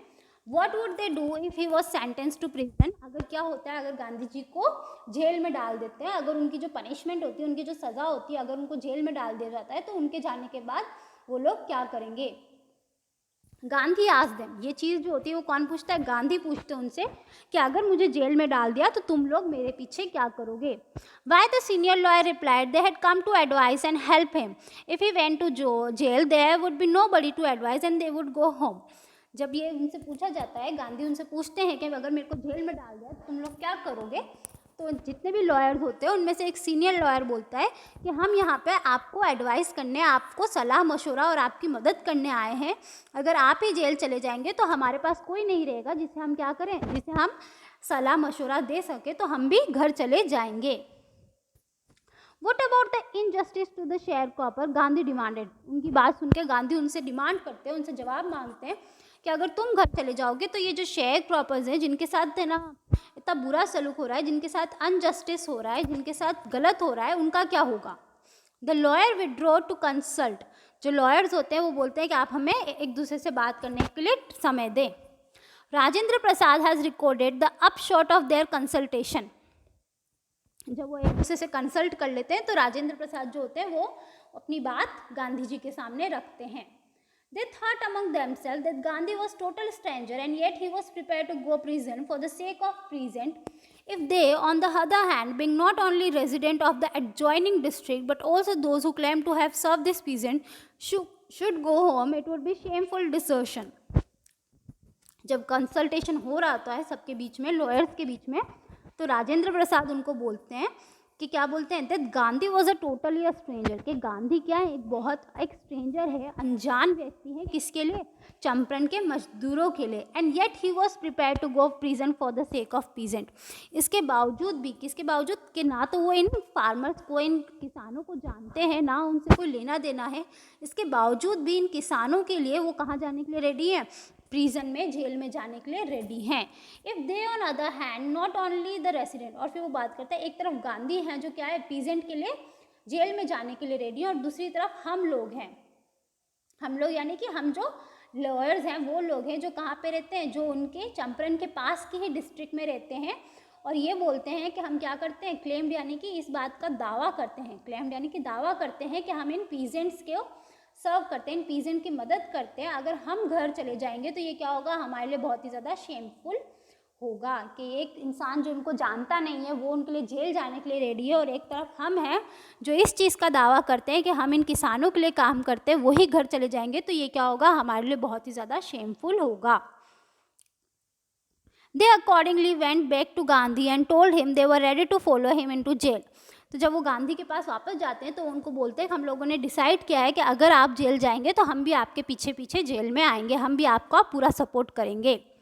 The battle of Champaran is won, he exclaimed, जब गांधी ये सुनते हैं तो बोलते हैं कि चंपारण का जो बैटल है, चंपारण की जो लड़ाई है वो हमने क्या कर ली है, जीत ली है। देन ही टूक अ पीस ऑफ पेपर, कैसे जीत लिए, क्योंकि अब सब क्या हो चुके हैं, यूनाइटेड हो चुके हैं, ठीक है। पहले सिर्फ और सिर्फ जो फार्मर्स थे वो अकेले अकेले लड़ रहे थे, और जो लॉयर्स थे वो भी क्या कर रहे थे, सिर्फ एक फार्मर के लिए लड़ रहे थे। लेकिन अब क्या हो चुका है, गांधी जी के आने के बाद जितने भी किसान हैं वो क्या हो चुके हैं, एकजुट हो चुके हैं। और जो लॉयर्स थे, जो वकील थे, जो उनके लिए लड़ रहे थे, वो भी क्या हो चुके हैं, एकजुट हो चुके हैं। इवन जो लॉयर्स हैं, जो वकील हैं, वो भी अब क्या है, इतने ज़्यादा दृढ़ निश्चित हैं कि वो उनकी मदद करेंगे ही करेंगे। इवन उनकी मदद के लिए वो क्या है, जेल जाने के लिए भी रेडी हैं। तो इसलिए गांधी जी को लगता है कि क्या है, उन्होंने चंपारण का बैटल, जो वॉर चल रही है, ये जो बैटल वो लड़ रहे हैं, वो ऑलरेडी जीत चुके हैं। Then he took a piece of paper and divided the group into a pair and put down the order in which each pair was to court arrest. अब वो क्या करते हैं, आगे की प्लानिंग करते हैं। वो एक पेपर लेते हैं जिसमें वो क्या करते हैं, जितना भी बड़ा ग्रुप है उनका, है ना, लॉयर्स का जितने भी लोग हैं, उनको अलग अलग पेयर्स में, अलग अलग ग्रुप में डिवाइड करते हैं और उनको बताते हैं कि किस तरह हम लोग आगे की लड़ाई लड़ेंगे। कि अगर गांधी जी को जेल में डाल दें तो किस तरह 2 जने आगे आएंगे, वो फाइट करेंगे, और फिर अगर उनको जेल में डाल देते हैं तो फिर नेक्स्ट कौन से 2 जने आएंगे। इस तरह की पूरी प्लानिंग वो करते हैं। Several days later, Gandhi received a written communication from magistrate informing him that lieutenant government of the province had ordered the case to be dropped. अब क्या होता है, कुछ दिन बाद गांधी जी के पास रिटन कम्युनिकेशन, रिटन में एक लेटर आता है जिसमें उनको मैजिस्ट्रेट जो होता है वो उनको बताता है कि यहाँ के चंपारण के जो लिeutenant गवर्नमेंट है, उन्होंने ये डिसाइड किया है कि गांधी जी के खिलाफ जो केस है उसको वहीं पे ड्रॉप कर दिया जाएगा, छोड़ दिया जाएगा, इस केस को आगे नहीं खींचा जाएगा। सिविल डिसओबीडियंस है ट्रायम्फ्ड। सिविल डिसओबीडियंस क्या है, ट्रायम्फ्ड, विक्ट्री मिल चुकी है, जीत चुका है। यानी कि उन लोगों ने जो आंदोलन छेड़ा था, जो बैटल स्टार्ट किया था चंपारण में, उसमें फाइनली उनको क्या मिल चुकी है, विक्ट्री मिल चुकी है, ट्रायम्फ मिल चुका है, जीत मिल चुका है। The first time in modern India. और ये क्या हुआ, ये पहली बार हुआ है पूरे इंडिया में। Gandhi and lawyer now proceed to conduct a far flung inquiry into the grievance of the farmer. अब सिर्फ लॉ से ही छुटकारा पाना काफ़ी नहीं था। गांधी क्या करते हैं, गांधी अपने लॉयर्स के साथ हर एक फार्मर के पास जाते हैं, उनकी ग्रीवियंस यानी कि उनकी तकलीफ़ें जानने के लिए, उनकी प्रॉब्लम्स जानने के लिए कि आफ्टर ऑल उनकी क्या क्या प्रॉब्लम रही है। Disposition by about 10,000 peasant were written down. कम से कम 10,000 लोगों ने, 10,000 फार्मर्स ने, किसानों ने अपनी अपनी प्रॉब्लम्स को लिख के उनके सामने रखा था। And notes made on their evidence. और उनके एविडेंस से, यानी कि उन्होंने जो चीज़ें उनको प्रोवाइड करी हैं, जो इन्फॉर्मेशन से प्रोवाइड करी है, उनसे एक नोट्स बनाए गए थे। डॉक्यूमेंट्स वो collected, the whole oh area throb with the activity. पूरे डॉक्यूमेंट्स बनाए गए, मतलब क्या हुआ जा रहा था, अच्छा ऑब्वियसली गांधी क्या थे, लॉयर थे, और कोर्ट किसके ऊपर चलता है, प्रूफ्स के ऊपर चलता है। वो लोग क्या करने लगे, जब उनका केस ड्रॉप होने लगा तो उन लोगों ने हर एक विलेजर के पास गए, हर एक फार्मर के पास गए और उनसे इम्पॉर्टेंट इन्फॉर्मेशन लेना शुरू किया, ताकि वो क्या कर सके, रिकॉर्ड रख सके, ताकि वो प्रूफ रख सकें। The whole area throb with the activity of the investigator. पूरे एरिया में क्या चल रही थी, इन्वेस्टिगेशन चल रही थी, हर जगह एक्टिविटी चल रही थी। And the vehement protest of the landlord. और लैंडलॉर्ड जो थे, वहाँ के इंग्लिश मैन थे, वो क्या कर रहे थे, प्रोटेस्ट कर रहे थे। In June, Gandhi was summoned by Sir Edward Gate, the lieutenant government. Before he went, he met leading association and again laid detailed plan for civil disobedience if he should not return. अब जून आ जाता है और जून में गांधी जी को वापस कौन बुलाते हैं, लिeutenant गवर्नर, जिनका नाम होता है सर एडवर्ड गेट। तो वो उनको उनके पास वापस बुलाते हैं। Before he went he met leading association. जाने से पहले गांधी जी फिर से अपनी जो एसोसिएशन होती है, उनके जो लॉयर्स होते हैं, उनकी जो टीम होती है, उसको वापस से बुलाते हैं और वापस से एक डिटेल्ड प्लान, वापस से एक बहुत डिटेल, पूरी बारीकी से एक और प्लान बनाते हैं सिविल डिसओबीडियंस का, कि अगर मैं नहीं आता हूँ वापस, अगर मुझे वहीं पे रोक लिया जाता है, तो तुम किस तरह से इस डिसओबीडियंस मूवमेंट को आगे बढ़ा सकते हो।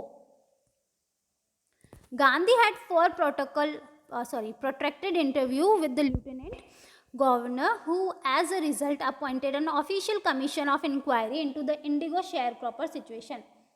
अब गांधी उनके साथ क्या करते हैं, बहुत लंबी चौड़ी इंटरव्यू में बात करते हैं, किसके साथ, लिeutenant गवर्नमेंट के साथ। और एज अ रिजल्ट, और इतनी लंबी चौड़ी बातचीत का रिजल्ट क्या होता है कि जो गवर्नमेंट होता है, गवर्नर होता है, लिeutenant गवर्नर, वो एक ऑफिशियल कमीशन, एक पूरा कमीशन बिठाता है, जो क्या करेगा, कमीशन यानी कि एक पूरी टीम होती है अलग अलग लोगों की, जो क्या करेगी, इंक्वायरी करेगी इंडिगो शेयर क्रॉपर सिचुएशन की, कि आफ्टर ऑल किस तरह से इंडिगो शेयर क्रॉपर्स का हरासमेंट हो रहा है, किस तरह से उनका सोशल एक्सप्लॉयटेशन हो रहा है। The commission consists of landlord, government official and Gandhi as the sole representative of peasant. ये जो कमीशन बना था, ये जो टीम बनी थी, ये किस किस की बनी थी? उसमें लैंडलॉर्ड्स थे, गवर्नमेंट के ऑफिशियल्स थे, मतलब लैंडलॉर्ड जिनकी ज़मीन थी वो थे, ज़मीन के मालिक थे, गवर्नमेंट ऑफिशियल्स यानी कि गवर्नमेंट ने अपने ऑफिशियल्स, अपने आदमी भेजे थे, वो थे इसके अंदर, और साथ में गांधी थे जो किसको रिप्रेजेंट कर रहे थे, जो कि पीजेंट्स को रिप्रेजेंट, फार्मर्स को रिप्रेजेंट कर रहे थे। Gandhi remained in Champaran for initial uninterrupted period of 7 months and then again for several short visits.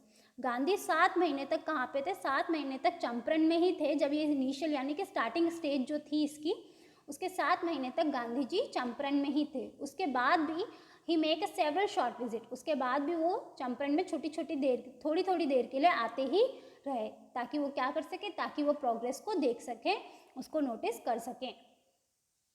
The visit undertaken gradually on the entry of unlettered peasant in the expectation that it would last few days occupied almost a year of Gandhi's life. अब ये यहाँ पे क्या बोल रहे हैं? The visit undertaken casually. जब गांधी जी ने ये डिसाइड किया था, क्या डिसाइड किया था कि वो चंपारण जाएंगे, तो उन्होंने बहुत कैजुअली डिसाइड किया था कि ठीक है चल देते हैं, जाके देख लेते हैं क्या होता है। On the entity of unlettered peasant, और वहाँ पे जाने का उन्होंने क्यों डिसाइड किया था? क्योंकि सिर्फ एक पीजेंट था जो क्या था, बहुत ही ज़्यादा दृढ़ निश्चित था उनको ले जाने के लिए, और उससे इम्प्रेस होकर सिर्फ वो क्या कर रहे थे, उन्होंने डिसाइड किया था कि वो कैजुअली वहाँ पे जाके चीज़ें देख के आ जाएंगे। Expectation that it would last few days, उनको लगा था ज़्यादा से ज़्यादा क्या होंगे, 1 या 2 दिन, ज़्यादा 3 से 4 दिन लग जाएंगे। The occupied almost a year of Gandhi life, जहाँ पे उनको लगा था कि वो चंपारण से 2 या 3 दिन में वापस आ जाएंगे, वहीं पे क्या हुआ, चंपारण की जो प्रॉब्लम थी उसको सुलझाने में उनको कम से कम 1 साल लग गया। Occupied almost a year of Gandhi life, यानी कि चंपारण की प्रॉब्लम को सॉल्व करने में उनका पूरा 1 साल लग गया। The official inquiry assembled a crushing mountain of evidence against the big planter. जब ऑफिशियल इंक्वायरी बैठाई गई तो उनके पास क्या था, उनके पास लैंडलॉर्ड्स के खिलाफ, जो इंग्लिश मैन थे उनके खिलाफ इतने ज़्यादा सबूत थे कि वो ऑलमोस्ट किसकी तरह थे, क्रशिंग माउंटेन्स, यानी कि ऑलमोस्ट उनके पास क्या हो चुका था, उनके खिलाफ सबूतों का ढेर बन चुका था।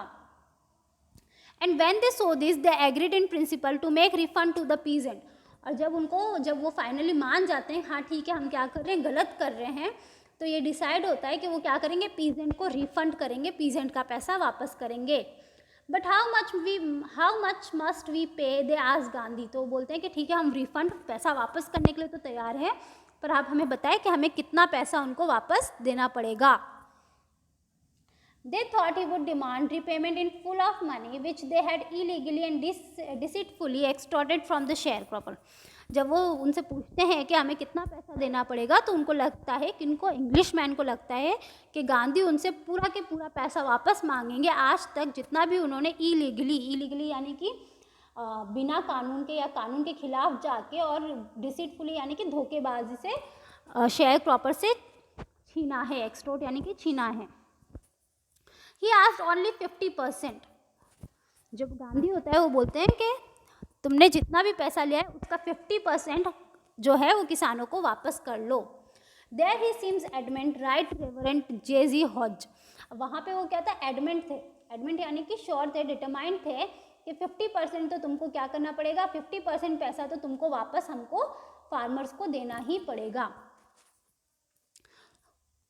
Writer Reverend J.Z. Hodge, a British missionary in the Champaran who observed the entire episode at the close range.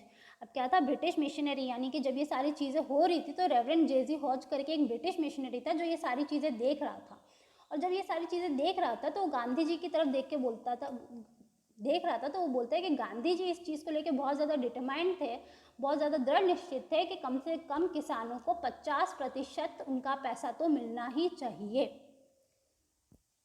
Thinking probably that he would not give way, the representative of planter offered to refund extent of 25%, and to his amazement, Mr. Gandhi took him at his word, thus breaking the deadlock.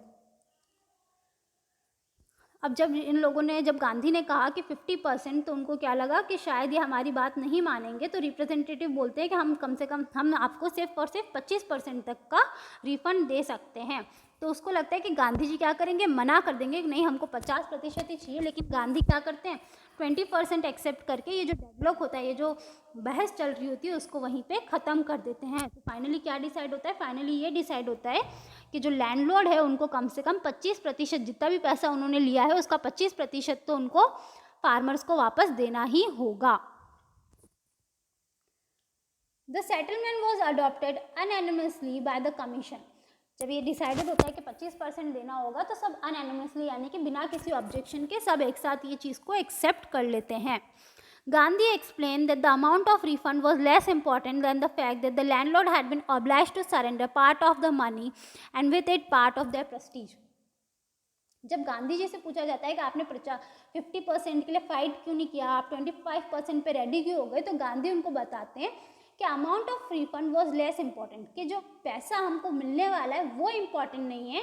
क्या important है, important ये है that landlord had been obliged to surrender part of the money, कि landlord जो थे वो क्या थे, ऑब्लाइज थे, उनको ये करना ही था, वो ऑब्लाइज थे, वो मजबूर थे कि उन्हें क्या करना पड़ेगा, उनको अपने पैसा सरेंडर, उनको उनका जो पैसा है वो उनको देना ही पड़ेगा, मजबूर थे उनको अपना पैसा देने के लिए। And part of their Prestige, और वो सिर्फ पैसा ही नहीं दे रहे थे, प्रेस्टीज के साथ, पैसे के साथ वो अपना प्रेस्टीज, अपना सम्मान, अपना मान भी दे रहे थे। Therefore, as far as the peasant were concerned, the planters had behaved as a lord above the law. जहाँ तक फार्मर्स की बात है, जहाँ तक किसानों की बात है, तो जो ये प्लांटर्स हैं, जो ये इंग्लिशमैन हैं, ये जो लैंड ओनर्स हैं, वो उनके साथ किसकी तरह बिहेव करते थे, वो उनके साथ भगवान की तरह बिहेव करते थे, वो उनके साथ कानून की तरह के, वही कानून है उस तरह बिहेव करते थे। तो ऐसे लोगों को जब क्या करना पड़ रहा है, झुकना पड़ रहा है, ऐसे लोगों को जब पड़ रहे हैं, तो वो क्या है, तो वो किसी भी पैसों से बढ़कर है। जहाँ पे उनका मान सम्मान गिर रहा है, तो वो थोड़े पैसे उस मान सम्मान के आगे कुछ भी नहीं है। Now the peasant saw that he had rights and defenders, he learn courage. जब पीजेंट्स देखते हैं, फार्मर्स देखते हैं कि उनके पास भी क्या है, उनका हक है, उनके पास भी क्या है, डिफेंडर्स है। डिफेंडर्स यानी कि जो उनके लिए उनकी रक्षा में खड़े हैं, तो जब ये चीज़ वो देखते हैं तो उनके अंदर क्या आता है, करेज आता है। जब वो ये चीज़ वो देखते हैं तो वो सीखते हैं कि साहस क्या होता है, उनके अंदर भी साहस पैदा होता है। Events justified Gandhi's position. Within a few years, the British planters abandoned their state, which reverted to the peasant. Indigo sharecropping disappeared. Event justified Gandhi's position, ये इवेंट ने गांधी जी की पोजीशन बताई कि वो कितना इंपॉर्टेंट रोल प्ले करते थे सिविल डिसोबीडियंस मूवमेंट में। With in a few years British planters abandon there state. कुछ सालों में जो ब्रिटिश प्लांटर्स थे, जो वहाँ के लैंडलॉर्ड्स थे, ब्रिटिशर्स थे, उन्होंने क्या कर दिया, वो जो ज़मीन थी उसको अबंडन कर दिया, अबंडन यानी कि छोड़ दिया। विच रिवर्टेड टू द प्रेजेंट। अब जब इंग्लिश मैन ही नहीं रहे, जब लैंडलॉर्ड्स ही नहीं रहे, ब्रिटिशर्स ही नहीं रहे, तो वो लैंड जो थे वो वापस किसको मिल गए, वहाँ के किसानों को मिल गए। Indigo share cropping disappeared. और जब ब्रिटिशर्स ही नहीं रहेंगे तो शेयर क्रॉपिंग कैसे रहेगी, तो इस तरह से इंडिगो शेयर क्रॉपिंग भी वहाँ से क्या होती है, डिसअपियर हो जाती है, गायब हो जाती है। Gandhi never contented himself with the large political और economic solution. He saw the cultural and social backwardness in the Champaran village and wanted to do something about it immediately. जो गांधी थे वो उन्होंने सिर्फ अपने आप को पॉलिटिकल और इकोनॉमिक कंडीशन से ही नहीं बांध रखा था, वो सिर्फ पॉलिटिक्स के ऊपर या पैसे इकोनॉमिक के ऊपर ही ध्यान नहीं देते थे, बल्कि वो किसके ऊपर ध्यान देते थे। गांधी जी का मानना था कि जो सबसे इम्पॉर्टेंट चीज़ है, जो देश को देश बनाती है, वो क्या है, वहाँ की कल्चर और सोशल है। तो जब गांधी जी चंपारण आते हैं तो वो देखते हैं कि चंपारण का जो कल्चरल सोशल है वो क्या है, बहुत ही ज़्यादा बैकवर्ड है। And he wanted to do something about it immediately. और उस चीज़ के बारे में वो कुछ काम करना चाहते थे। वो वहाँ के सोशल बैकवर्डनेस, सोशल यानी कि सामाजिक जो पिछड़ापन है वहाँ का, वो ख़त्म करना चाहते थे वो, और उसके लिए उन्होंने वहाँ पे आके काम करना शुरू किया। He appeal to teachers Mahadev Desai and Narhari Parikh, two young men who had joined Gandhi as discipline, and their wives volunteered for the work. He appealed to the teachers. अब क्या हो सकता है, किसी भी बैकवर्ड चीज़ों को मिटाने के लिए जो सबसे अच्छा तरीका है वो क्या है, एजुकेशन ही है। तो उन्होंने जो सबसे पहले चीज़ करी वो क्या थी, एजुकेशन। क्यों? क्योंकि एजुकेशन क्या करता है, आपको इम्पॉर्टेंट इन्फॉर्मेशन पहुंचाता है, आपको चीज़ों से सचेत कराता है, आपको चीज़ों से वाकिफ कराता है। तो उन्होंने जो सबसे पहले चीज़ करी वो यही थी कि अपील द टीचर्स। उन्होंने जितने भी टीचर्स को वो जानते थे उनसे रिक्वेस्ट करी, उनको बताया चंपारण की क्या हालत है और उनसे रिक्वेस्ट करी कि वो क्या करें, चंपारण में आए। Mahadev Desai and Narhari Parekh, 2 young man. अब क्या थे, उनके साथ 2 यंग मैन थे, दो इंसान थे जिनका नाम था महादेव देसाई और नरहरि पारेख। तो उनको वो who had join Gandhi as disciple, जो गांधी जी के क्या थे, डिसिपल्स थे, जो गांधी जी के चेले थे। And their wifes volunteer for their works, और उनके साथ साथ उनकी वाइफ जो थी उन्होंने भी क्या किया, चंपारण में काम करने के लिए वॉलंटियर, यानी कि खुद आगे से वो चंपारण में काम करने के लिए आए। Several more came from Bombay, बहुत सारे लोग बॉम्बे से भी आए चंपारण में ताकि वो गांधी जी की मदद कर सके। Poona and other distant part of the land, सिर्फ बॉम्बे से नहीं बल्कि पूना और बहुत दूर दूर से लोग गांधी जी के इस अच्छे काम में उनकी मदद करने के लिए आए। Devdas, Gandhi's youngest son, arrived from ashram and so did missus Gandhi. Gandhi ji सिर्फ दूसरे ही लोग नहीं, गांधी जी के खुद के यंगेस्ट सन, सबसे छोटा जो उनका लड़का था जिनका नाम देवदास था, वो और उनकी वाइफ मिसेस गांधी, वो दोनों वहाँ पे आते हैं ताकि वो क्या कर सके, गांधी जी की मदद कर सकें।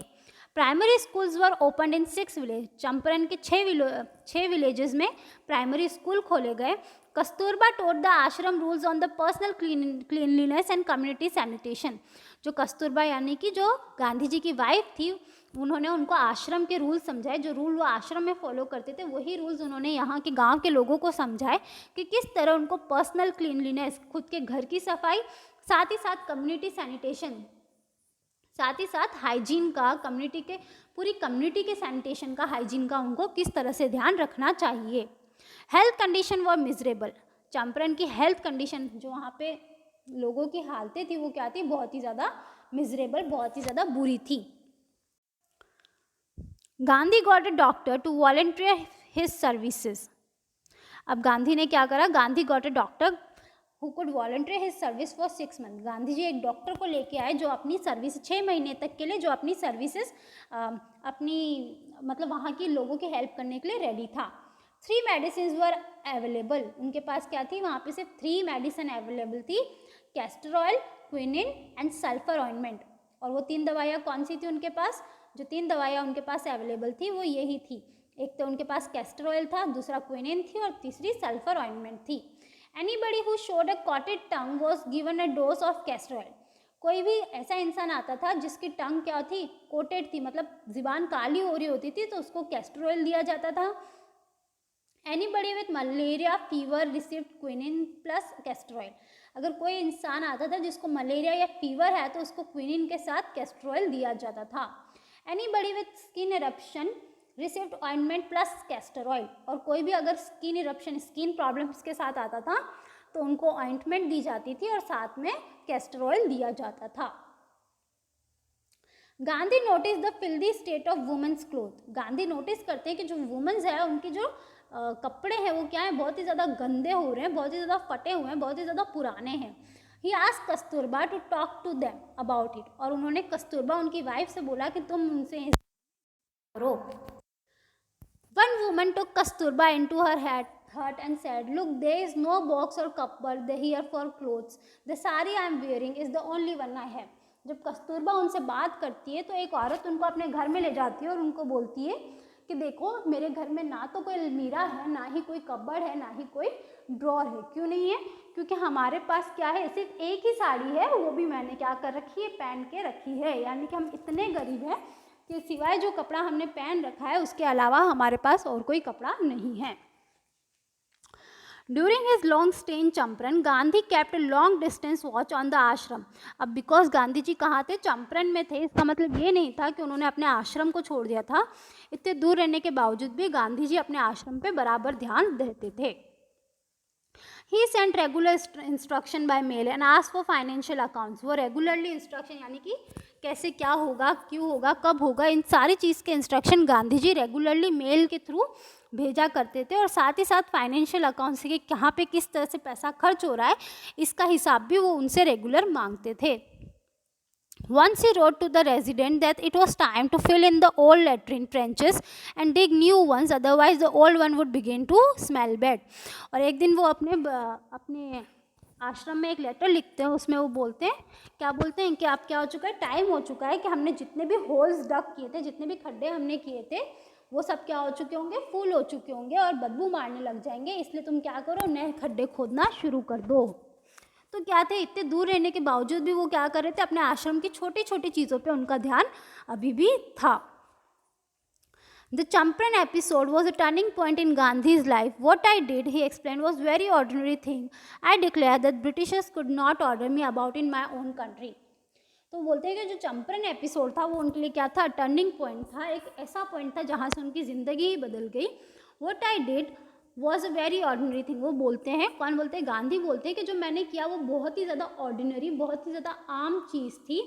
I declare that Britishers could not order me about in my own country. मैंने ये डिक्लेयर किया, मैंने ये कहा कि जो ब्रिटिशर्स है वो मुझे मेरी खुद की कंट्री में ऑर्डर नहीं दे सकते, मेरी खुद की कंपनी में, मेरी खुद की कंट्री में, मेरे खुद के देश में वो मुझे दबा नहीं सकते। But Champaran did not begin as an act of defiance. It grew out an attempt to alleviate the distress of large number of poor peasants. जो चंपारण था वो एज अ डिफेंस, यानी कि ब्रिटिशर्स के खिलाफ जाने का एक तरीका नहीं था। ये जो चंपारण था, ये जो बैटल था वो इसलिए शुरू किया गया था, इसलिए इसको उठाया गया था ताकि वो क्या कर सके, जो इतने लार्ज नंबर में पीजेंट है, जो इतने बड़े नंबर में जो गरीब किसान हैं, उनके जो दुख दर्द है उनको क्या कर सके, एलिवेट कर सके, उनके दुख दर्द को ख़त्म कर सके। इस वजह से ये जो चंपारण का मूवमेंट था वो चालू किया गया था। वो ब्रिटिशर्स को भगाने के लिए चालू नहीं किया गया था, वो लोगों की मदद करने के लिए चालू किया गया था। This was the typical Gandhi pattern.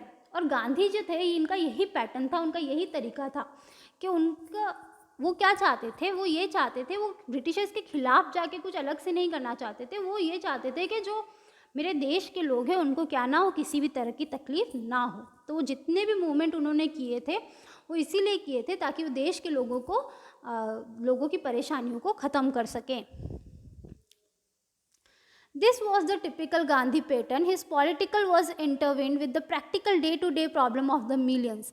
ये गांधी जी का तरीका था। उन्होंने क्या करा था, उनकी जो पॉलिटिक्स थी, उनका जो ये लड़ने का तरीका था, उन्होंने उसको किससे मिला के रखा था, उन्होंने वो लोगों की डे टू डे, यानी कि लोगों की रोज़मर्रा की ज़िंदगी की जो तकलीफ़ें थी उससे जोड़ के रखा था। यानी कि जो भी मूवमेंट, जो भी पॉलिटिकल मूवमेंट वो शुरू करते थे, राजनीतिक मूवमेंट जो वो शुरू करते थे, वो इसी इरादे के साथ करते थे कि किस तरह उस मूवमेंट से लोगों की जो रोज़ाना की तकलीफ़ है उसको दूर किया जा सकता है। He was not a loyalty to abstraction, it was loyalty to living human being. उनकी जो लॉयल्टी थी वो देश, मतलब वो जो बड़ी बड़ी चीज़ें नाम होते ना, उनसे नहीं थी, देशभक्ति या फिर देश या फिर एज सच नहीं थी। उनकी जो लॉयल्टी थी, उनकी जो लॉयल्टी थी वो किससे थी, ह्यूमन बीइंग से थी, लिविंग बीइंग से थी, इंसानों से थी।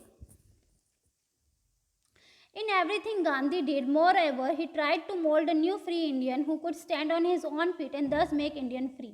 In everything Gandhi did, Gandhi ji जो भी करते थे वो इस इरादे से करते थे कि वो इंडिया, एक ऐसा इंडिया बनाए जो क्या हो, फ्री हो, जो आज़ाद हो, who could stand on his own feet, ऐसा भारत बनाना चाहते थे जो अपने खुद के पैरों पे खड़ा रह सके, आज़ाद रह सके।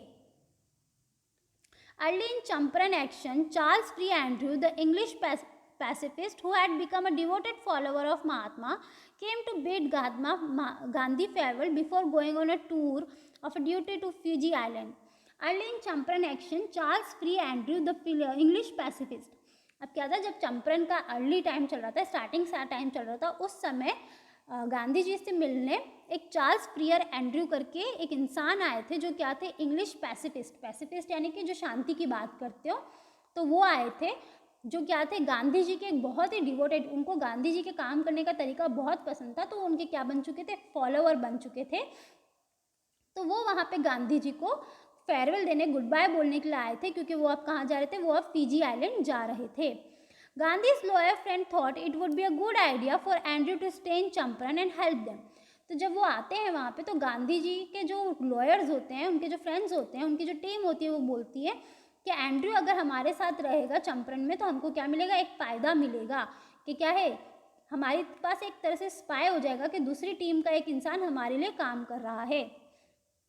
Andrew was willing if Gandhi agreed, जो एंड्रयू था वो भी उनकी बात के लिए रेडी था, लेकिन सिर्फ कब, जब गांधी जी उसको इस चीज़ की इजाज़त दें। But Gandhi was vehemently oppose, लेकिन गांधी उसका बहुत ज़ोरों शोरों से उसके खिलाफ होते हैं।